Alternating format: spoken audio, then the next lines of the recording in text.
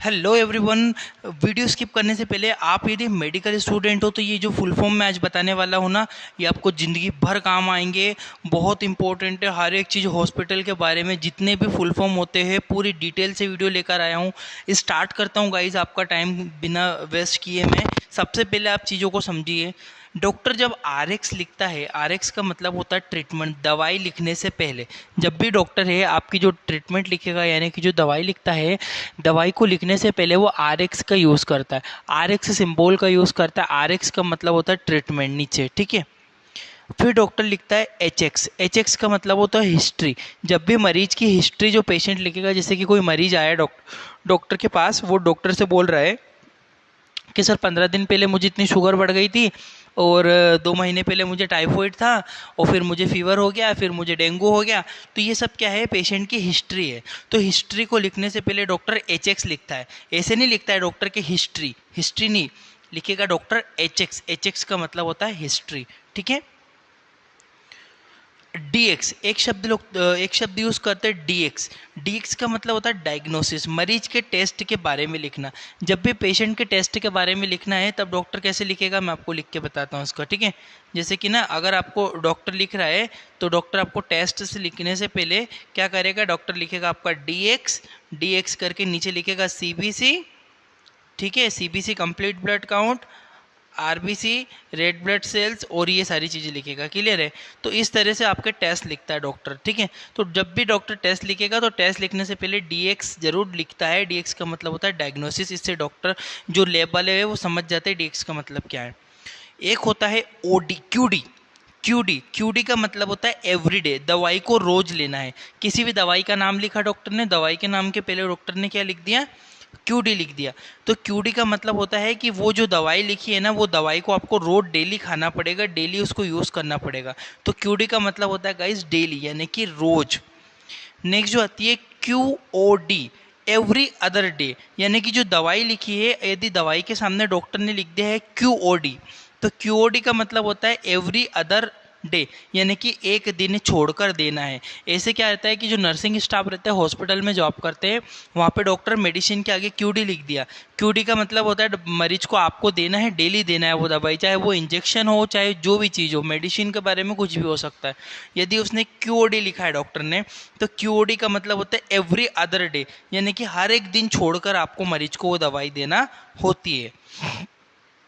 एक होता है guys Q H. Q H मतलब एवरी आवर, ठीक है। हर घंटे में आपको दवाई देना है, हर घंटे में आपको जो भी चीज़ आपको देना है। जैसे कि डॉक्टर ने बोला ग्लूकोज का बोल दिया, ठीक है, ग्लूकोज के आगे लिख दिया क्यू एच और आगे ग्लूकोज। क्यू एच का मतलब होता है एवरी आवर, यानी कि हर एक घंटे में पेशेंट को ग्लूकोज देना होगा, ठीक है। तो ये रहता है इस तरह से ना, मैं ग्लूकोज का ही नहीं, और भी बहुत सारी चीज़ रहती है, मेडिसिन रहती है, तो हर घंटे में आपको देना होती है। हर घंटे का लिए डॉक्टर यूज़ करता है क्यू एच। क्यू एच का मतलब होता है एवरी आवर, हर घंटे में। नेक्स्ट जो फुल फॉर्म होता है एस। देखो गाइज, डॉक्टर इसको बहुत बार लिखता है, आप समझ लो। एस का मतलब होता है विदाउट, दवाई किसके बिना लेनी है, ठीक है। यदि डॉक्टर ने लिखा है विदाउट फूड, विदाउट फूड नहीं लिखेगा डॉक्टर, डॉक्टर लिखेगा एस आगे करके लिख देगा फूड, यानी कि फूड के बिना वो दवाई लेनी। जैसे कि डॉक्टर ने लिखा है कि भैया पेंटोसिट, ठीक है, पेंटोसिट लिख दिया और आगे एस लिख दिया, ठीक है। पेंटोसेट करके एस लिख दिया और आगे लिख दिया उसने फूड, तो मतलब वो खाली पेट लेना है, खाना खाने के पहले लेना है, यानी कि खाने के बिना लेना है, ठीक है, उसके बिना लेना है। कोई लिख देते डॉक्टर मिल्क, यानी कि दूध के साथ नहीं लेना है, दूध के बिना लेना है, विदाउट लेना है। तो एस का मतलब होता है विदाउट, दवाई उसके बिना लेना है। नेक्स्ट जो आता है हमारा सी। कभी कभी सी वर्ड यूज होता है विथ, सी का मतलब होता है विथ।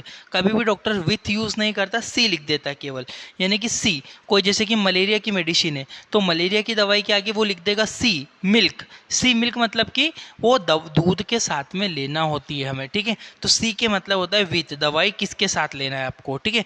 तो दूध के साथ लेना है या पानी के साथ लेना है या आपको कैसे लेना है, तो उसके साथ में विथ का मतलब होता है। अब डॉक्टर कभी कभी लिखता है SOS, इफ नीडेड, यानी कि ज़रूरत हो तो लेना है।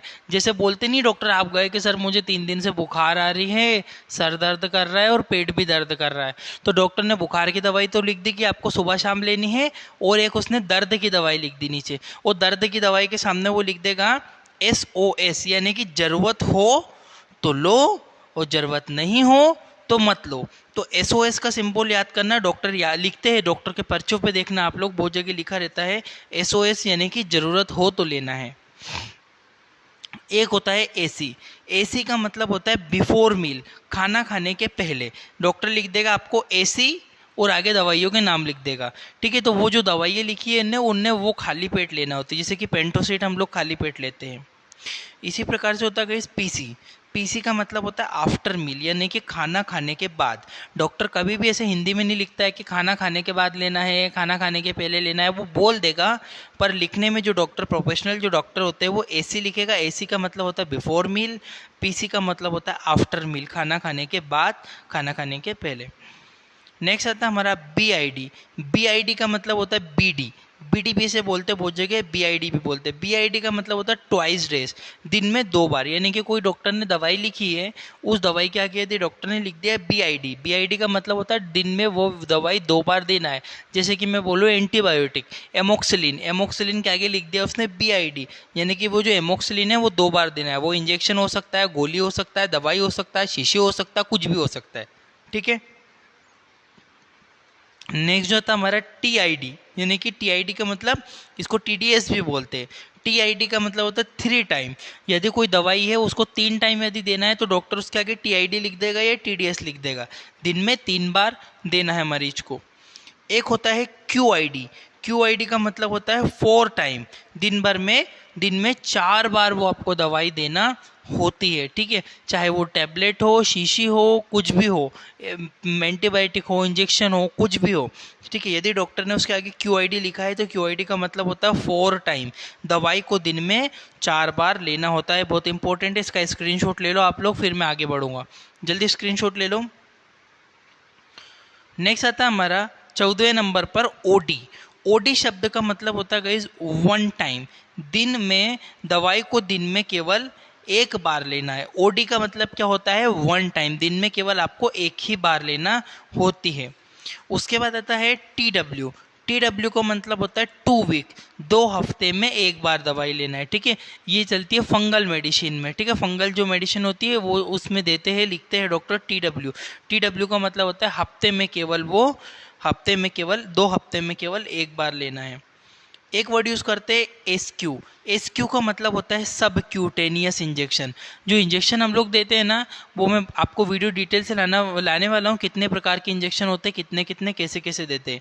तो SQ का मतलब होता है गाइस सब क्यूटेनियस इंजेक्शन, ठीक है, उसको सब क्यूटेनियस देना है।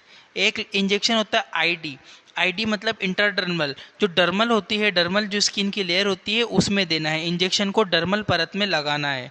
ID का मतलब इंट्राडर्मल, ठीक है। एक होता है IV, सब लोग जानते हैं इंट्रावीनस। इंट्रावीनस का मतलब होता है हमें नसों के अंदर, वेन के अंदर, शिराओं के अंदर इंजेक्शन लगाना पड़ता है, ठीक है। IV का मतलब सबको पता है। एक होता है IM का मतलब होता है इंट्रामस्कुलर, इंजेक्शन को मसल्स के अंदर लगाना है, ठीक है। ये भी बहुत इंपॉर्टेंट है, याद रखना। और इंजेक्शन के ऊपर लिखा हुआ भी आता है ओनली यूज फॉर IV या फिर यूज फॉर IVIM। IV का मतलब इंट्रावीनस भी दे सकते हो, इंट्रामस्कुलर भी दे सकते हो, सबक्यूटेनियस भी देते हैं, ID भी देते हैं, इंट्राडर्मल। तो सब इंजेक्शन अलग अलग प्रकार के होते हैं। ये जो चारों पॉइंट याद रखना, SQ का मतलब सबक्यूटेनियस, ID का मतलब इंट्राडर्मल, IV का मतलब इंट्रावेनस। नेक्स्ट होता है आपका IM, इंट्रा मस्कुलर, ये भी बता दिया मैंने। एक वर्ड यूज होता है Q4H, ठीक है। अभी Q4H का क्या मतलब होता है ये समझो, ठीक है। Q4H का मतलब होता है एवरी 4 आवर, दवाई को 4 घंटे में देना है, ठीक है। हर 4 घंटे में दवाई को देना है, तो डॉक्टर उसके आगे लिख देगा Q4H और आगे दवाई का नाम लिख देगा। यानी कि जो दवाई लिखी है उस दवाई को दिन में आपको 4 बार देना होती है, ठीक है। नेक्स्ट बढ़ता हूँ मैं। नेक्स्ट जो आपकी नेक्स्ट जो आपको वर्ड आता है वो होता है OD। OD का मतलब ये तो मैंने आपको बता दिया पीछे, सॉरी ना। अब मैं आगे बढ़ता हूँ यहाँ से। OD के बाद हमारा आता है, कितने नंबर हो गए थे, यहाँ तक हो गया था आपका, सॉरी बैक करता हूँ 1 मिनट। यहाँ तक आपका 20 नंबर तक कंप्लीट हो गया था एवरी। जो नेक्स्ट आता है हमारा वो होता है ICU। सॉरी आपको बेक हो गया 27 तक यहाँ पे क्लियर करना है। ओडी का 1 टाइम मैंने बता दिया आपको, ठीक है। एक होता है आपका 1 TSF। 1 TSF का मतलब होता है 1 टी स्पून फुल, ठीक है। 1 टी स्पून मतलब होता है कि 5 ml। जब भी डॉक्टर लिखता है 1 टी स्पून यानी कि 1 चम्मच के समथिंग शीशी पिलानी है बच्चे को या बड़े को, जिसको भी देना होती है, तो डॉक्टर 1 TSF लिख देता है, यानी कि 1 स्पून देना है, यानी कि 5 ml तक वो दवाई देना होती है, ठीक है। एक होता है RTX। RTX का मतलब होता है गाइस रेडियोथेरेपी। जब भी डॉक्टर रेडियोथेरेपी लिखता है, रेडियोथेरेपी पेशेंट की होती है, तो रेडियोथेरेपी के आगे RTX लिखा जाता है। RTX मतलब रेडियोथेरेपी। एक वर्ड होता है CTX। CTX का मतलब होता है गाइस कीमोथेरेपी। जब भी डॉक्टर कीमोथेरेपी देता है तो कीमोथेरेपी को देने से पहले CTX लिखता है वो, ठीक है। CTX का मतलब कीमोथेरेपी, और नीचे कीमो मेडिसिन लिखता है। एक वर्ड होता है IX। IX का मतलब होता है इंडिकेशन, मरीज को सुझाव। क्या होता है कि कोई पेशेंट आया, उसको मलेरिया है या कुछ और प्रॉब्लम है, या उसको चिकनगुनिया है, या फिर आप उसको समझ सकते हो चिकन पॉक्स वगैरह है। तो उस कंडीशन में, चिकन पॉक्स वगैरह की कंडीशन में क्या होता है, चिकन पॉक्स में डॉक्टर लिखता है indication, don't contact with sunlight, sunlight से कॉन्टैक्ट में कम रहो, धूप में कम जाओ, ऐसा डॉक्टर लिखता है, ठीक है। तो इंडिकेशन बहुत सारी बीमारियों में अलग अलग इंडिकेशन हो सकते हैं, तो इंडिकेशन डॉक्टर IX करके लिखता है। एक होता है गाइस CX। CX का मतलब होता है कॉम्प्लिकेशन।